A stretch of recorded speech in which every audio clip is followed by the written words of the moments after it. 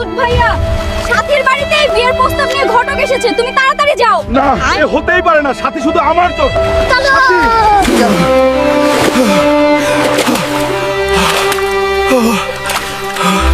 A few moments later. কি চাস তুই? বেরিয়ে যা।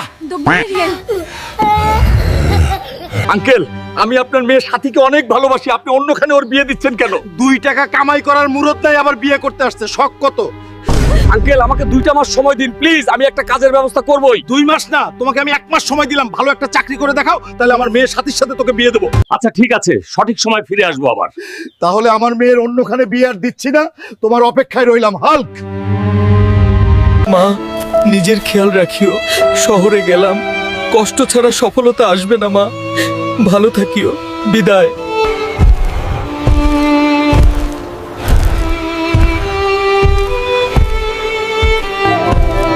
ভাইয়া, আমার একটা চাকরি চাই।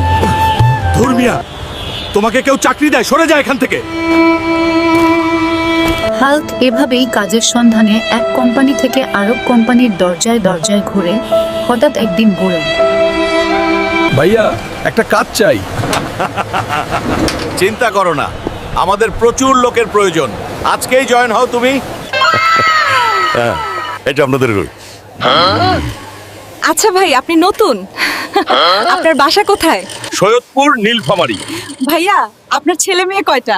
বিয়েই করতে পারি নাই, বাচ্চা কই থেকে আসে? জীবন কাহিনীটা অন্যদিন শুনিয়েন ভাবি। এভাবেই হাল্ক 1 সপ্তাহ কাজ করে কাজে অনেক দক্ষ হয়ে অফিসারের মন জয় করে। তারপর যা হলো, হাল্ক, তুমি কাজে অনেক দক্ষ হয়েছো, তুমি পারফেক্ট। আমি তোমাকে আমাদের কোম্পানির ম্যানেজার বানাবো আজকে থেকে। স্যার, আপনাকে অনেক ধন্যবাদ। মেয়েরা, ভালো করে কাজ করো, কাজ ভালো করলেই আমি তোদের প্রমোশন করে দেব। বলেন কি? আব্বে জিল্লু, আমি এখন অফিসে ব্যস্ত আছি, ঠিক আছে? 100 কোটি টাকার অর্ডার কনফার্ম করতে আগামী মাসে চায়না যাচ্ছি। স্যার, আমাদের কোম্পানির গেটে আপনার সাথে দেখা করার জন্য গ্রামের একটি মেয়ে দাঁড়িয়ে আছে প্রায় 2 ঘন্টা ধরে। ঠিক আছে, গিয়ে দেখি।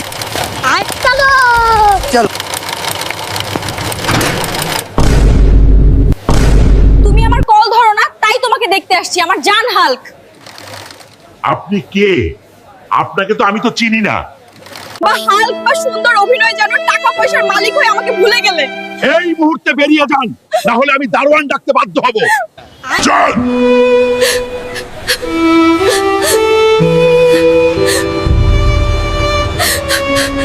My God! I said get out of here right now. I don't want to see your face again. Is she all right? Someone get some water. She just collapsed. Give her some space, everyone. Ambulance কে phone কর। Ambulance কে phone কর।